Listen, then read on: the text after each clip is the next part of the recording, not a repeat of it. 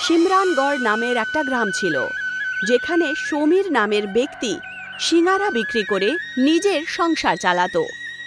ঠিক সমীরের দোকানের সামনেই সুয়োগ নামের ব্যক্তি ফুচকা বিক্রি করত। এই যে তোমার ফুচকা কেমন চলছে আজকাল? হ্যাঁ, আজকাল তো বেশি লোকজনকে দেখতে পাচ্ছি না তোমার দোকানে। হয়তো লোকজন আমার দোকান থেকে সিঙ্গারা খেতে খুব ব্যস্ত হয়ে গেছে। আরে ভাই সমীর, তোর দোকান তো আমার দোকানের সামনেই, আর লোকজন তো আমি তোর দোকানেও দেখতে পাই না। তাহলে ওরা গেল কোথায়? মনে হয় তোমার সিঙ্গারা খেয়ে ওদের পেট খারাপ হয়ে গেছে, তাই না? দুজনই নিজের নিজের রাস্তায় বেরিয়ে পড়ে। কিছুদিন কেটে যায়, আর শহর থেকে পুনম নামের মহিলা গ্রামে প্রবেশ করে। পুনমের গ্রামে আসার পর থেকে লোকেরা সুয়োগের ফুচকাও খাচ্ছিল না, আর সমীরের সিঙ্গারাও খাচ্ছিল না। একদিন দুজনই একে অপরকে দেখতে পায়। ভাই সুয়োগ, তোর ব্যবসা কেমন চলছে? আরে এখন আর কি বলবো সমীর, কেউ আর ফুচকা খেতে আসেই না এখানে। আরে হঠাৎ করে ব্যবসা যে এত কি করে নিচে নেমে গেল কিচ্ছু জানতে পারছি না। আরে এরকমই তো অবস্থা আমারও তাই হয়েছে সুয়োগ ভাই। আমি তো শুনলাম পুনম নামের কোন এক মহিলা এই গ্রামে এসেছে, আর ও কোনো নতুন খাবারের ব্যঞ্জন বিক্রি করা শুরু করেছে। চল তাহলে, চল গিয়ে একবার দেখেই আসি না। সমীর আর সুয়োগ দুজনই পুনমের দোকানে যায়, আর দেখতে পায় যে পুনম গোল একটা মিষ্টির মতো কিছু বিক্রি করছে। পুনম দেবী, গোল গোল খাবার জিনিস কি বিক্রি করছেন এটা আপনি? হ্যাঁ, একে মোমোস বলে।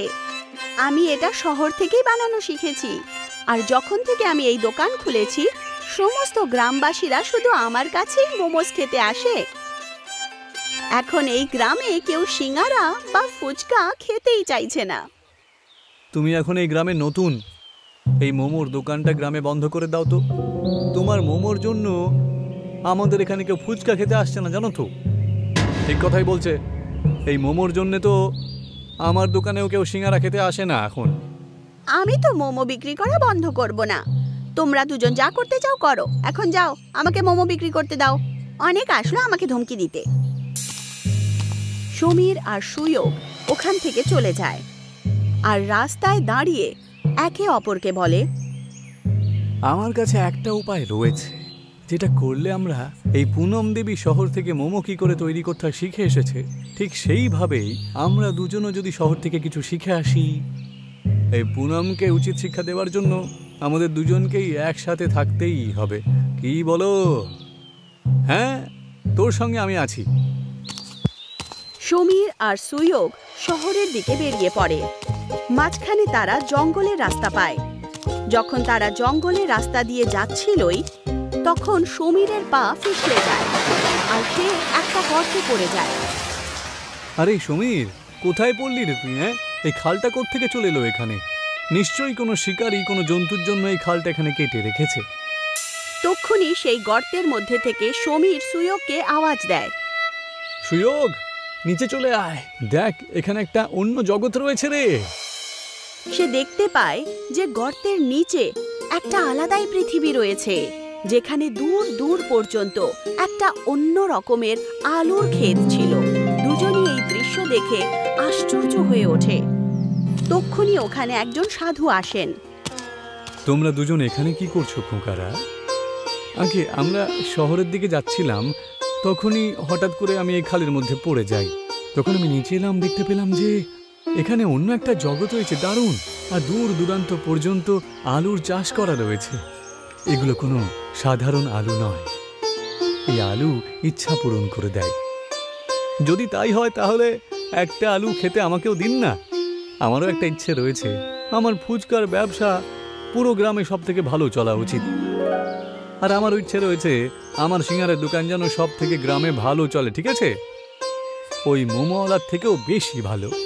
কিন্তু তোমাদের দুজনের এই ইচ্ছে পূরণ করার জন্য আমি তো আলু তোমাদের দিতে পারি না। তোমাদের দুজনের ভেতরে একে অপরের প্রতি অনেক বেশি হিংসে রয়েছে। তোমাদের দুজনকে এই আলু তখনই দেব যখন তোমরা নিজেদের অহংকারগুলোকে শেষ করে দিয়ে একসঙ্গে থেকে ভালোভাবে কাজ করবে। দুজনই একে অপরকে দেখে আর একসাথে কাজ করার জন্য তৈরি হয়ে যায়। সাধু ওই দুজনকে একটা আলুর দুটো টুকরো করে দিয়ে দেন। এখন অর্ধেক আলু তুমি খাও আর অর্ধেক আলু তুমি, আর একসাথে নিজেদের ইচ্ছেকে পূরণ করো। আমরা দুজন গ্রামে সব থেকে ভালো আর একসাথে বসে সিঙ্গারা ফুচকা বিক্রি করতে চাই। আলুর কাছে ইচ্ছা বলা মাত্রই তারা আবার জঙ্গলে পৌঁছে যায়। তারা নিজের দোকানে ফিরে যায়। তখন তারা ওখানে সমীর আর সুয়োগের দোকানের ঠিক মাঝখানে একটা আলুর গাছ দেখতে পায়। এই আলুটা গাছের মধ্যে কি করে হলো রে? আমাদের কালকের ইচ্ছের ফল এই আলুর গাছই। চল এ থেকে আলুগুলো পেড়ে নে, আমি এটা দিয়ে সিঙ্গারা তৈরি করব, আর তুই ওই সিঙ্গারার মধ্যে কার ঝাল আর মিষ্টি জল মিশিয়ে দিয়ে লোকজনকে খাওয়াতে শুরু করে দিস। সমীর গাছের আলু দিয়ে সিঙ্গারা বানাতে শুরু করে আর সুয়োগ ফুচকার তৈরি করতে শুরু করে দেয়। যখন সমস্ত কিছু তৈরি হয়, দুজনই নিজের সিঙ্গারা ফুচকা বিক্রি করা শুরু করে দেয়। দুজনই একটাই দোকানে কাজ করতে শুরু করে। এসো এসো, সিঙ্গারা ফুচকা চেখে দেখো। বিশ্বাস হচ্ছে না তো? তাহলে খেয়েই দেখো একবার। তক্ষুনি ওখান থেকে একজন মহিলা যাচ্ছিল। সিঙ্গারা ফুচকা, এটা তো আমি প্রথমবার শুনেছি, এক প্লেট খাওয়াও তো। সুয়োগ সিঙ্গারা নিয়ে তার মধ্যে ছেদ করে দেয় আর তার মধ্যে মিষ্টি আর ঝাল জল দিয়ে ওই মহিলাকে এক প্লেট সিঙ্গারা ফুচকা দিয়ে দেয়। যেই মাত্র সেই মহিলা ওই সিঙ্গারা ফুচকা খায়, তার চেহারা একদম খুশি হয়ে ওঠে আর সে বলে, আমি এর আগে আমার জীবনে এত ভালো কখনো কিছু খাইনি, এটা তো খুবই সুস্বাদু। ভাই আরো 2 প্লেট দাও তো, আর 10 প্লেট বাড়ির জন্য প্যাক করে দাও। আগে এক্ষুনি দিচ্ছি। আস্তে আস্তে পুরো গ্রামে সমীর আর সুয়োগের ফুচকার কথাবার্তা চলে, আর পুরো গ্রাম সিঙ্গারা ফুচকা খাওয়ার জন্য চলে আসে। সেটা শুধু সিমরানগঞ্জ নয়, বরং অন্য গ্রামেও প্রসিদ্ধ হয়ে গেছিল। কিন্তু তাদের সাফল্যতে অন্য কেউ দুঃখী হচ্ছিল। এখন লোকেদের কি হয়ে গেল? আমার দোকানে আজকাল কেউ আসেই না, কেউ মোমোস খেতেই চায় না, সবাই সেই সিঙ্গারা ফুচকাই খেতে চায়। আরে সিঙ্গারা ফুচকা কি আশ্চর্য! পুনম নিজের সাথে কথা বলছিল। তক্ষুনি ওখানে সুরজ নামের ব্যক্তি চলে আসে। আরে কি হলো পুনম দেবী, মোমো বিক্রি হচ্ছে না তো? সেই জন্য আবার বিরক্ত হয়ে রয়েছেন তো?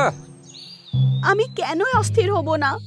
এত পরিশ্রম করে শহর গিয়ে আমি মোমোস বানানো শিখলাম। আমাকেই কিছু করতে হবে, নয়তো আমার ব্যবসা একেবারে চুলোয় যাবে। আমি জানি যে ওদের দুজনের বন্ধুত্বের ব্যাপারটা আসলে কি। কি বলুন, আমাকে বলুন। আর তুমি কি করে জানলে? সব বলবো, একটু ধৈর্য ধরুন। আপনাকে সাহায্য অবশ্যই করব, কিন্তু আমি যা চাইবো তা দিতে হবে কিন্তু। ঠিক আছে বাবা।